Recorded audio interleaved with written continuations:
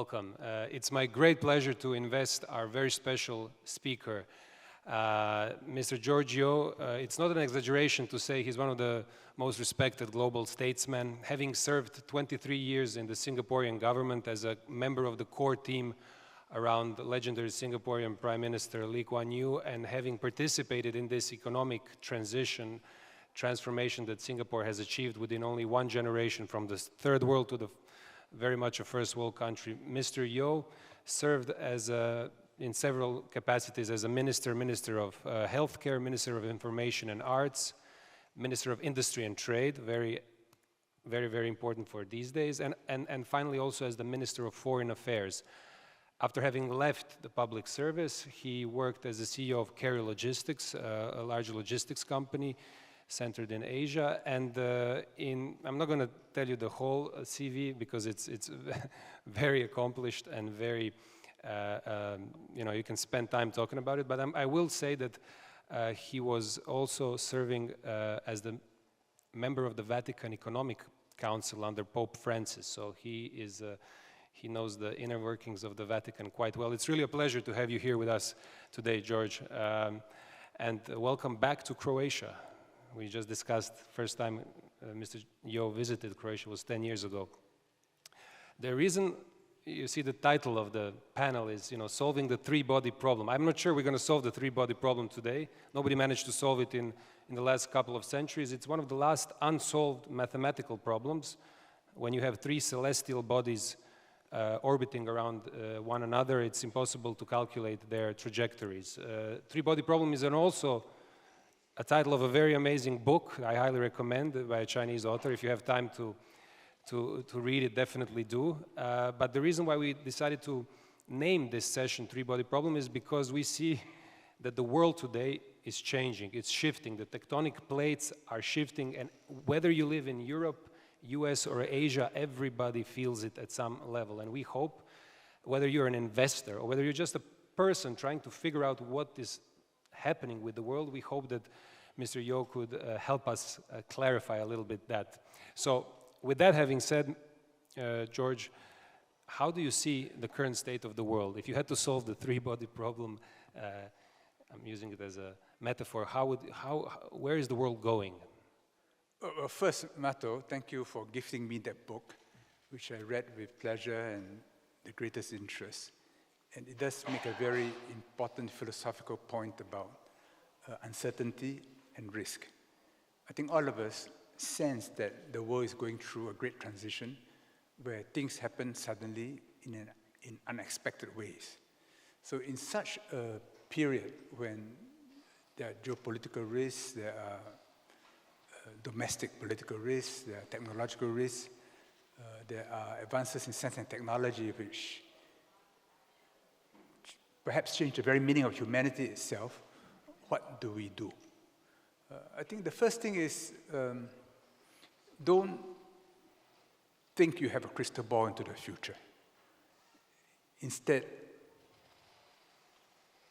try to envisage what are the longer-term trends. After Trump, after Putin, after Xi Jinping, what are the deep certainties? The mountains will be there, the Adriatic will be here, China will be there, Russia will be there. So Russia will not disappear? It's hard to envisage a scenario where Russia, with its history and heritage and cultural contribution, disappears. Or Europe. And can Europe change its nature? My first time in Istria, the first time I've heard of Robin, but I know that this corner of the Adriatic is strategically very important. I remember in Staff College writing an essay about Normandy and why Churchill wanted to hold back the Second Front. After defeating Rommel in South Africa, the Allied forces were creeping up the Italian peninsula, and Churchill wanted, instead of opening a second front, to move into this corner, past the Ljubljana Gap, and anticipate Russia's arrival in Central Europe. But Roosevelt would have none of it. He said, these are all imperial interests, begin the second front. So some things don't change, but many things will change. And how do we adjust to it?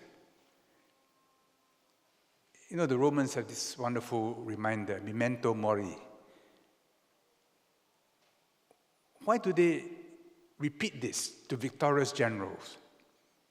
Because when you are in a high emotional state, you think that success is forever or failure is forever.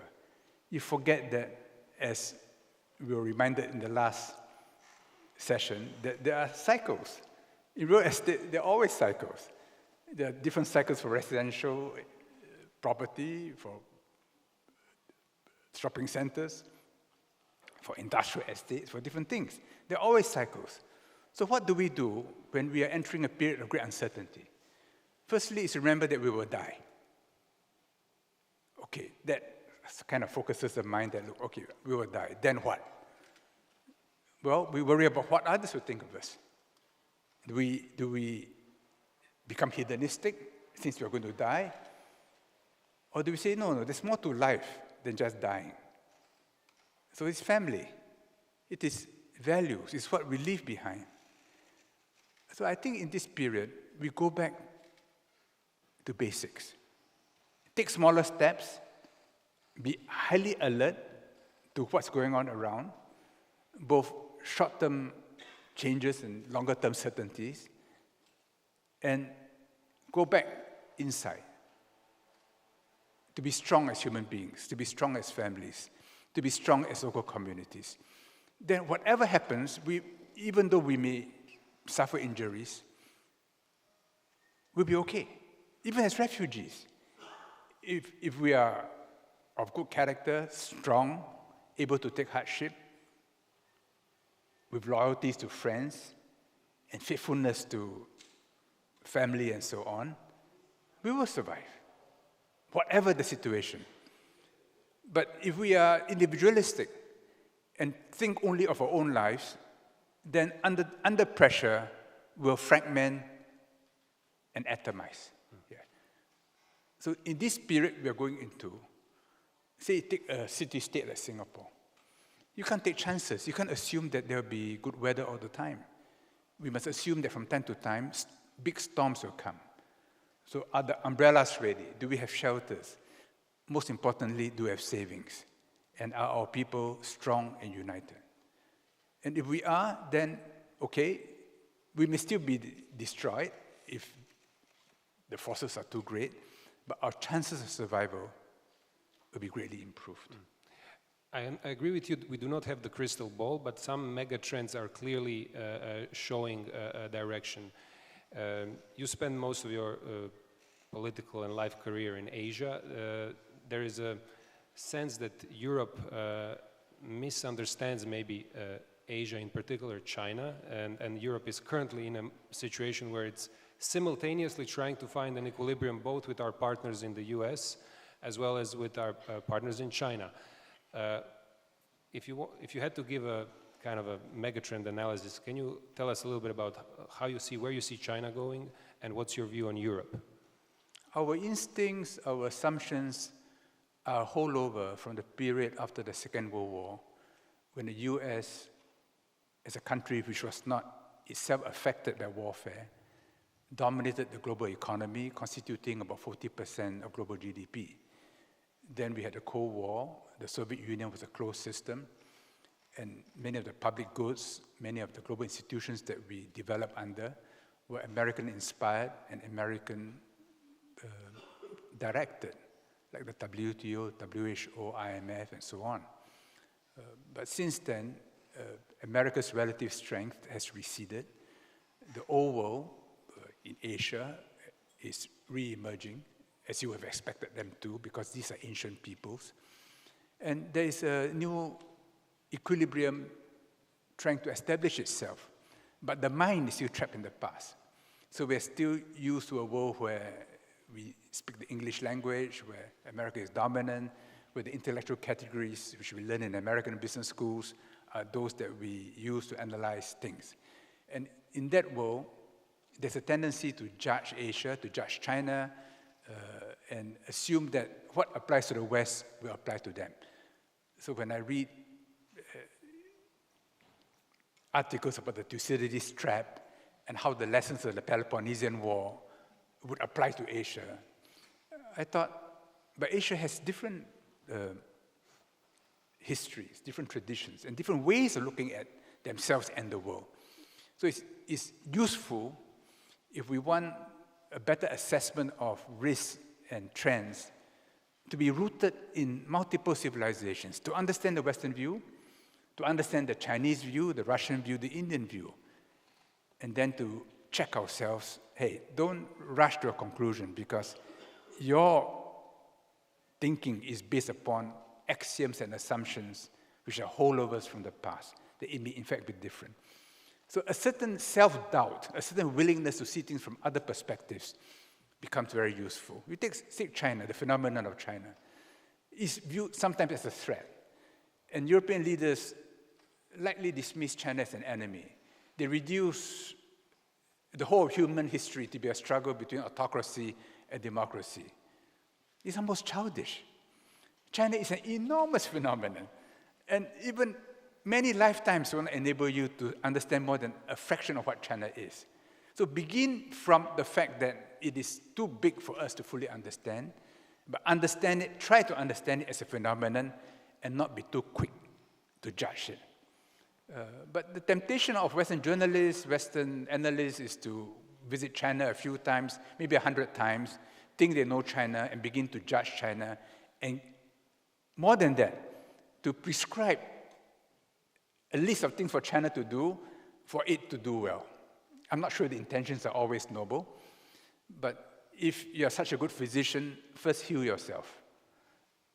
And it's quite clear that these very intelligent individuals who write very well, that if they were to give the same prescription to their own societies, that their own societies will improve. So begin with the fact that there are many things we don't know, and there are risks in this lack of knowledge and uncertainty, and begin from there. It's a much better starting point. Another country that Europe will certainly have to find a new equilibrium with is Russia. The war in Ukraine really shook Europe to the core. Europe has wholeheartedly helped the Ukrainian effort. It has also accepted a much higher energy cost to the detriment of European industry. As a Minister of Foreign Affairs of Singapore, you have personally met some of the key actors who are playing the role here. What is your view as somebody with a long-term experience in foreign affairs at the highest level? How and when will this war end?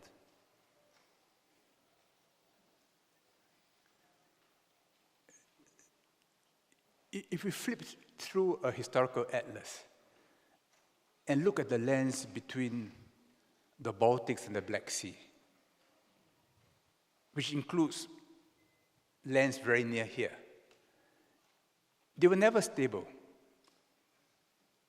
The boundaries shifted eastwards and westwards, northwards and southwards. The same rivers, the same marshes, the same plains. If you are in real estate and you're building on unstable land, have smaller structures and have structures which can flex. But to think that on unstable land you can ensure stability and peace by big construction, in the end you will fail. So because of memories of the old Soviet Union, many countries wanted ultimate solutions. Bring NATO in, have the Americans here, reduce Russia, then our anxieties are permanently resolved. Can it? If you are living in Hong Kong, can you wish typhoons away? If you are living in the Balkans, can you resolve the big plates which are Muslims, Orthodox, Catholic, Slavic, Turkic, Germanic, Latin? these plates will always be there. Therefore, there will always be fault lines. Therefore, in building political structures and economic configurations, assume that there will be tremors and earthquakes. So build them smaller, allow them to flex. So we play back, go back to 2021. Go back to the time when Putin wrote his famous essay, A Common History of Ukraine and Russia. If we had taken him seriously then, could we have avoided maybe the death of 1 million young men in Russia and Ukraine? I think we could have. And having now sacrificed this enormous number of young lives and so much destruction, are we better off? So without a sense of history of the future, we can make terrible mistakes and still come back only to the same point. Will Russia disappear? I remember reading H.A.L. Fisher, an Oxford historian who wrote A History of Europe in the 30s. In the chapter on Russia, he said for 1-2 centuries, they were under the heel of the Golden Horde. Muscovy were tax collectors. You don't deliver the taxes, you are killed, you are tortured. They in turn killed and tortured to collect the taxes. Until one day, blessed by Saint Sergei, they were able to defeat the Golden Horde and turn it around. But H.L. Fisher said, the character of the Russian people was forged in those years. They can endure terrible hardships for a long time, but under pressure, like steel, the more you hit it, the stronger it becomes. You don't hit it, it's weak. So the Swedes have discovered this, the French have discovered this, the Germans have discovered this. After Maidan, from an agricultural importer, they became a huge wheat exporter. And today, manufacturing has recovered in Russia with the help of China.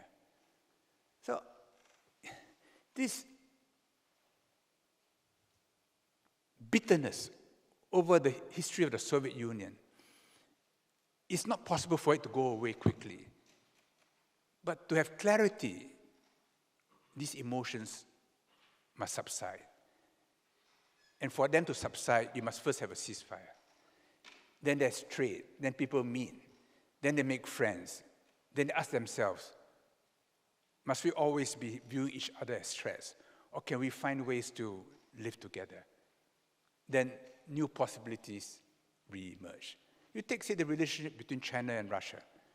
They were at daggers drawn. After Stalin died, Khrushchev repudiated Stalin. Mao was very angry because he felt that the bourgeoisie was recapturing the revolution.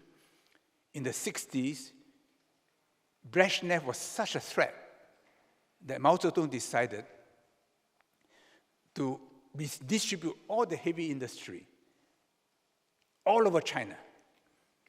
And to today, cities like Chongqing and Chengdu and so on benefit from the fact that during those frightening years, they developed industrial capabilities. And they built underground cities. Then the world got better, those underground cities became tourist sites. But China is again building underground cities, which are much more advanced, because they don't know whether they may be forced into a nuclear exchange with America. Talking about that, does war over Taiwan keeps you up at night? I'm not worried in the short term, because the Americans know that they are not assured of victory, because Taiwan is much closer to China than it is to the US. So the Chinese can operate from land, the US has to operate from aircraft carriers, all of which are vulnerable to Chinese hypersonics. And even their base in Guam is completely within range. The US may threaten a nuclear exchange, but in the nuclear exchange, it's quite clear that China can destroy every major American city, even though they may lose all their own. Furthermore, if there's war, TSMC will be destroyed, and NVIDIA chips will not be available to Europe or to America. But China can get by without TSMC, because maybe 80%, maybe 90%, we are not sure. So I don't think the people in the Pentagon or in Honolulu looking at war scenarios will want to go to war over Taiwan unless China provokes it. And China won't, because China feels that its strength is growing and that with time, like a ripened fruit, Taiwan will return to China. Let's talk a little bit about the U.S. U.S. is going through a very volatile period with some political assassination, with generally with a great divide between the society. At the same time, I mean, we are here at the investment conference. The stock markets are at their peak or very close to it. As someone who has lived there, was educated there, how do you view today U.S.? It's the biggest drama on earth, and it's the drama whose outcome will affect the entire world. If the US goes into decline, the effect will be more dramatic than the fall of Western Rome, or the collapse of the Ottoman Empire, or the Qing dynasty. The Americans have legions everywhere. They have 800 military bases, 12 aircraft carrier battle groups. And for a period after the collapse of the Berlin Wall and the Soviet Union, they thought of themselves as a new Rome. It cannot last.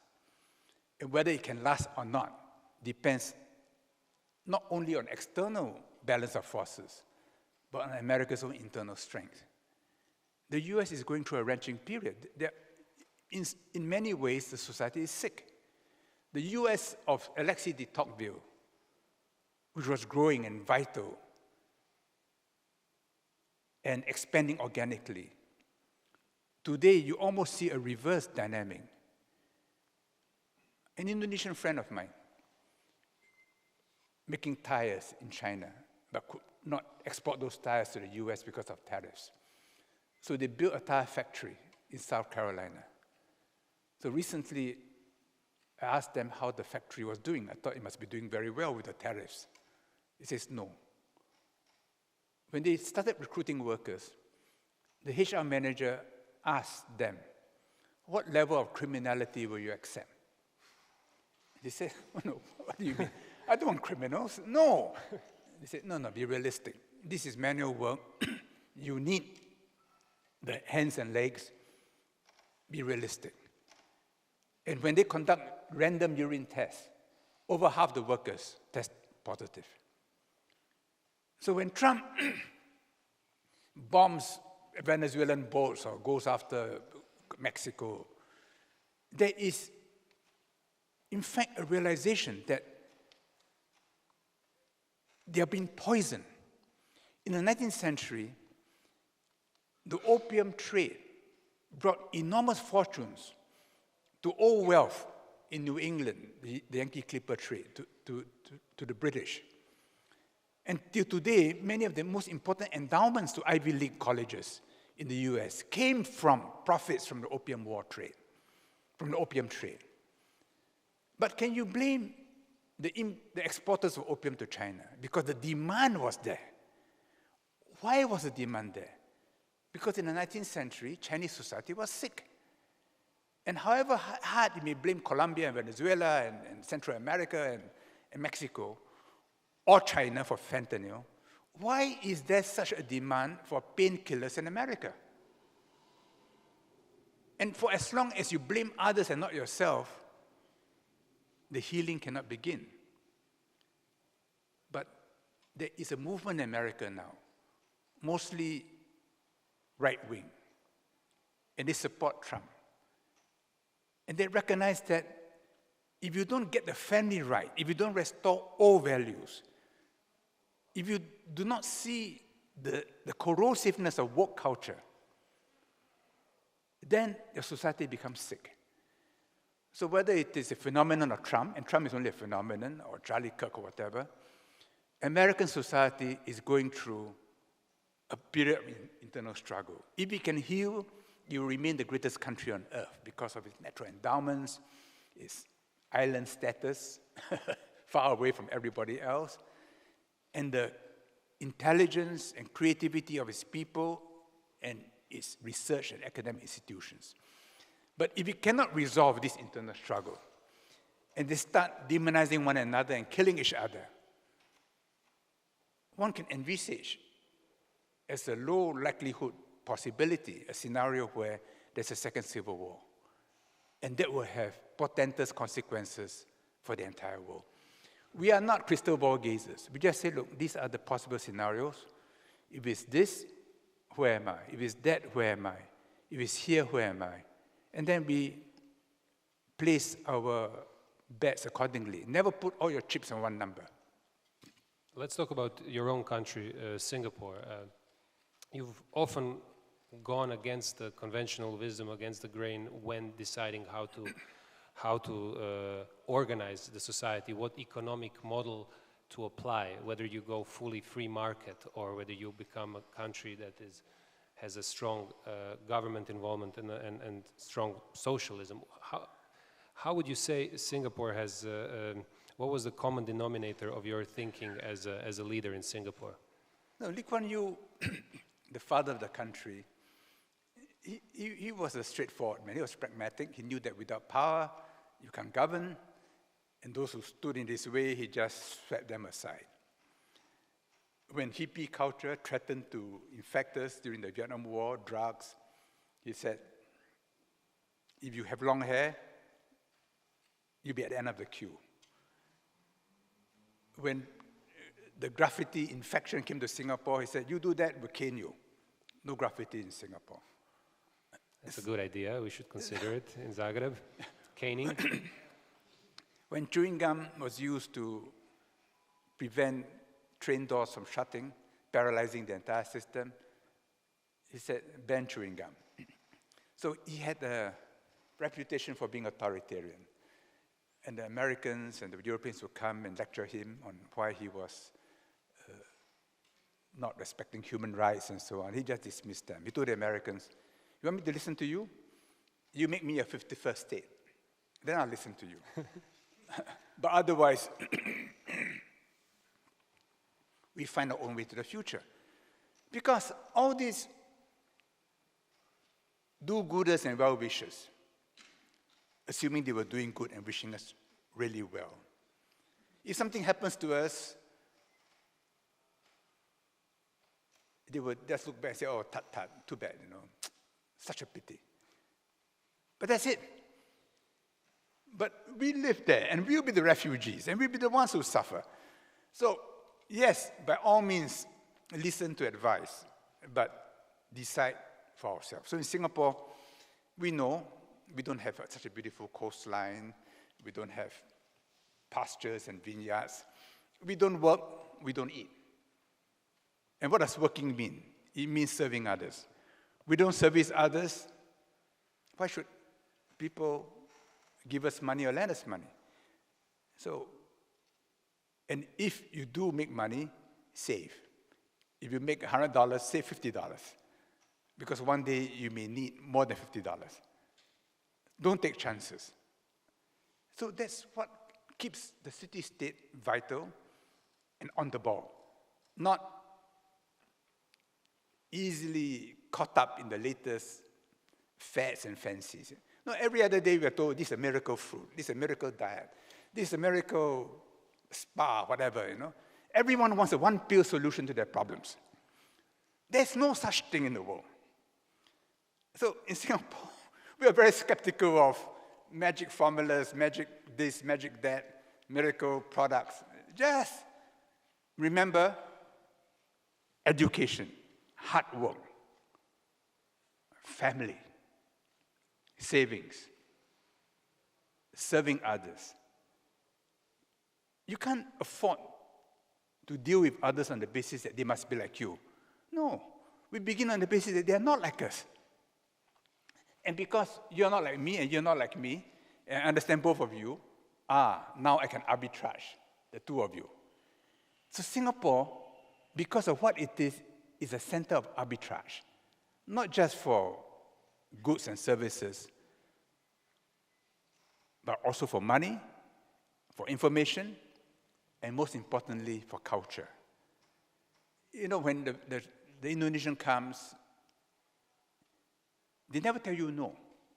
They find 99 ways to say no to you without having used the word no. So you've got to understand nuance. When an Australian or American comes, well, yes is yes, no is no. So if they don't say no, it's not a no. When you deal with the Chinese or with the Indians, they're different again.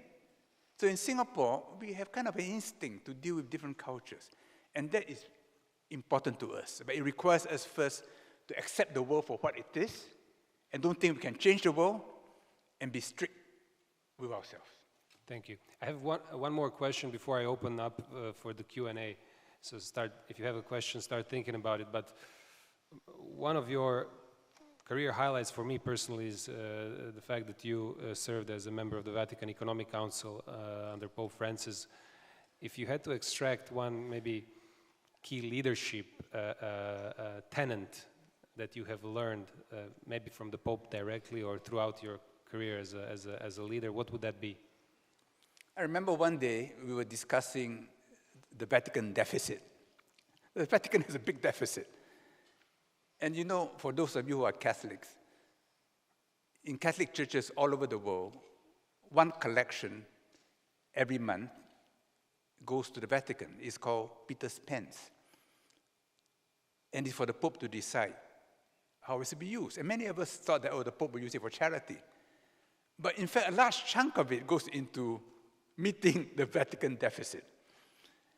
And what is the main source of the deficit? It's manpower costs. So we sent up reports that, look, we got to cut down on manpower. He said, yes, we must cut down on the budget for human resources. But he laid down one constraint. He said there'll be no retrenchment. So we scratch our heads. You want to cut down manpower costs, but there's no retrenchment. But it forced us to think and to see those whom we were thinking of retrenching as family members. How do we do it in a humane way? How do we redeploy them? Or help them retire earlier, but fairly? How do we restructure our jobs to make them more productive? How do we make more money from, say, the Vatican Museum, the Sistine Chapel, or the photographs that you take with the Holy Father, which is a monopoly? How do you make more money from all these things to cover the deficit so that everybody becomes more productive?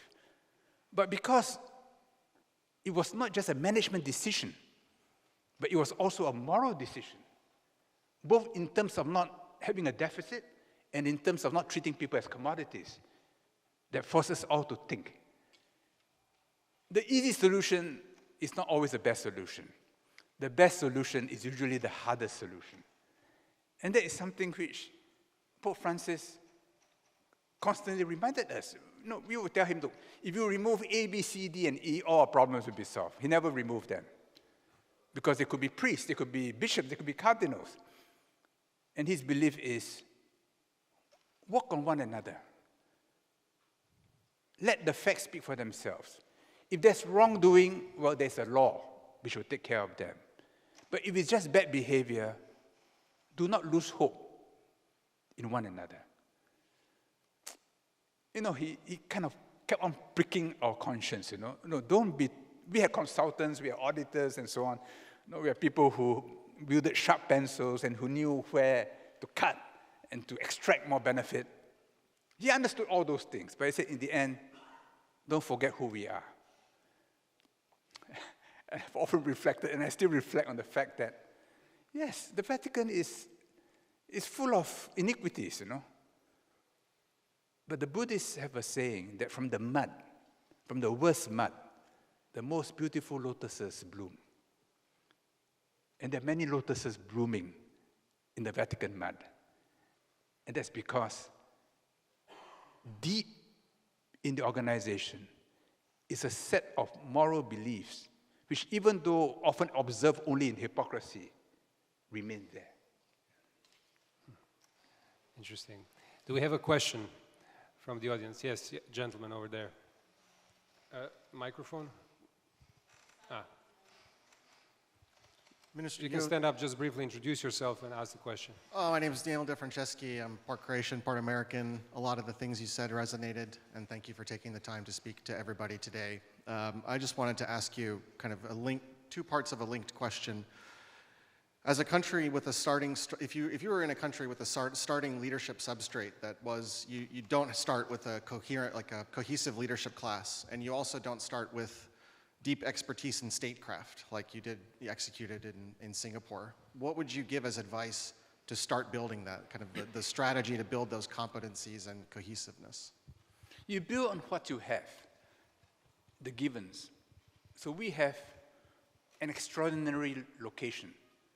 If you look at the map of Eurasia, the southernmost tip is Singapore. So all ships moving from east to west, or west to east, must round this corner. So that established us as an entrepot. When the British came, the East India Company, their philosophy was free trade. So they protected property. They enforced contract. They kept the peace. And very quickly, people came to the conclusion that if I go to Singapore, I can sell dearer. I can buy cheaper. I can get my contracts enforced. I lower my risk of financing. So within a few years, talent, money flowed in. We inherited this culture of trade and openness from the British. But they never expected us to become a country. And the Chinese, the Malays, the Indians in Singapore, they owed their loyalties to their motherlands, to their ancestral birthplaces. But after the Second World War, in the new age of nationalism, we had to develop our own identity. But that identity cannot deny our origins as Chinese, as Indians, as Christians, as Buddhists, as Hindus, as Muslims. So it has to be a meta-identity, which respects individuality, but at the same time requires of all the ethnic groups a higher loyalty. And when we bring in new citizens, and as a member of parliament, I had to give them citizenship certificates. I tell them, whether or not you come from Myanmar or Indonesia or Japan or wherever, please do not cut links to where you came from, because every one of those links is precious to us. You bring to the family a bigger network. But you are in the family now, so you must respect those who are not like you. So if you are a Christian, you must respect Buddhists and Hindus. If you are Chinese, you must respect Indians and others. So in this way, Singapore becomes a city larger than itself by having a spirit and a mentality much bigger than our geographical size. But everyone has to work from somewhere. So you're in Croatia. You have a long history. There was an opportunity in history. You got your independence. You have become homogeneous. You got a wonderful coastline. So far, it appears as if the earthquakes are confined to neighboring Bosnia and not in your own country. So okay, so you build from here. But you do not want to be a prisoner of Brussels or of the US or of the region. You also want to reach out to an Asia which will become more and more important in your lives. So in a certain way, Croatia and Singapore share a kindred spirit. And maybe that's part of the reason why Mato goes to Singapore very often, and why this is my third and certainly not my final visit to Croatia. Excellent. Thank you for the question. Any other questions? Young gentleman over there.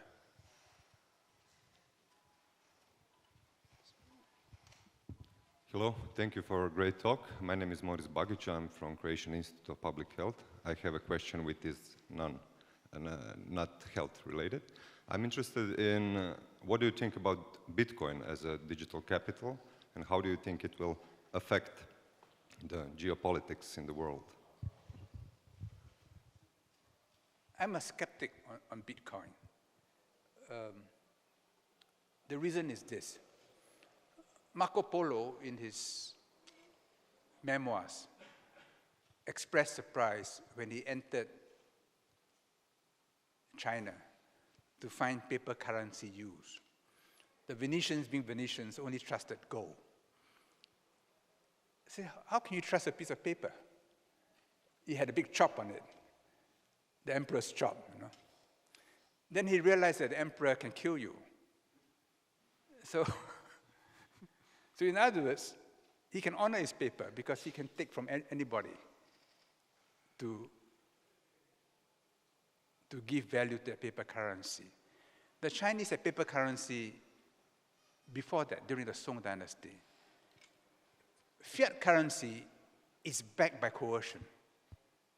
I must be able to tax you or to take from you so that the paper I issue has value. If a banana republic issues you a banana piece of paper and says this is worth $100, you'll laugh at it. But if it's a greenback, you say, oh, they've got military bases. Yeah, it's good. It's good for a long time, you know. China, yes. Singapore, no. Why? It's a small country.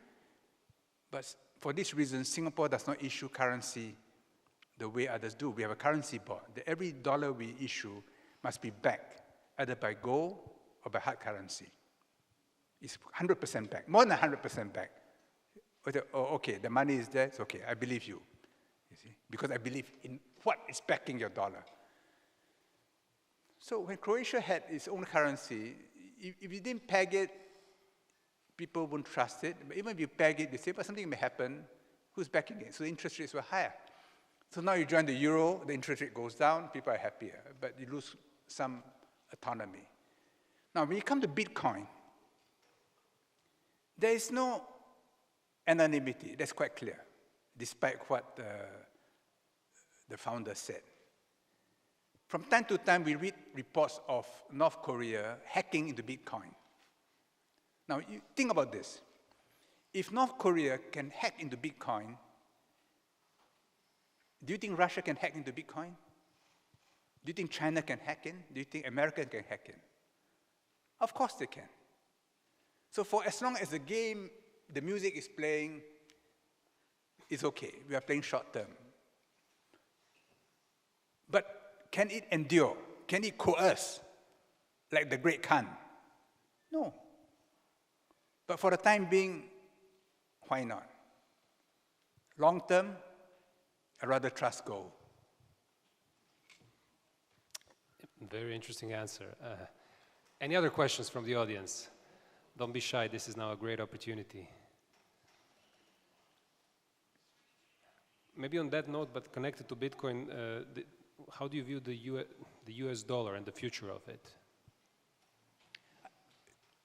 You know, Trump is obsessed with the midterms. He knows his popularity is going down.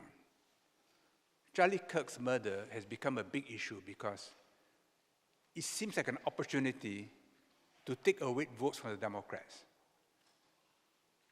But now, the right wing itself is divided, partly over what's happening in Gaza.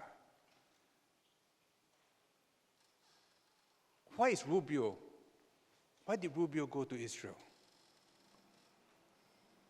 Was it just a goodwill visit to say hello to Netanyahu and to go to the Wailing Wall?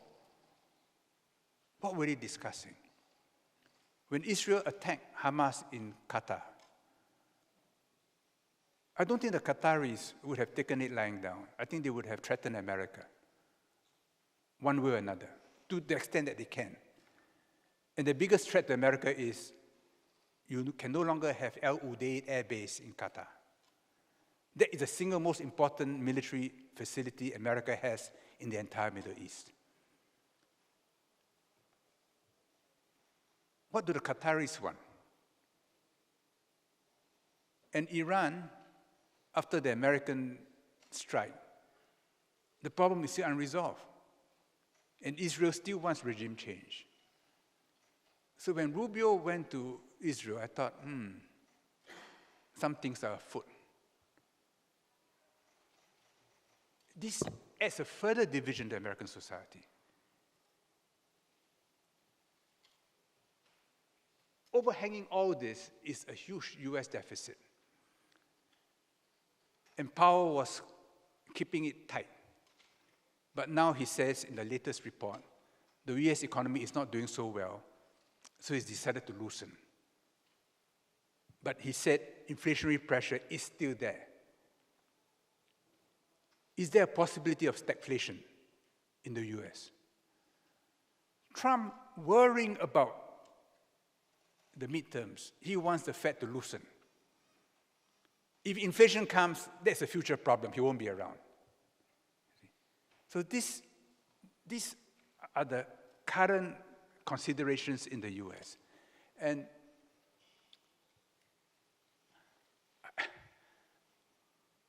again, there are no crystal balls. We just say, okay, if this, then that, if that, then this. I think we just look at all the possibilities and worry about all the possibilities and then place our bets accordingly. Thank you very much. Unfortunately, this conversation could go much longer if it was up to me, but we're out of time and we're the last thing keeping you from lunch. So I hope you really enjoyed this session. I want to thank you, George, for joining us here in Rovinj.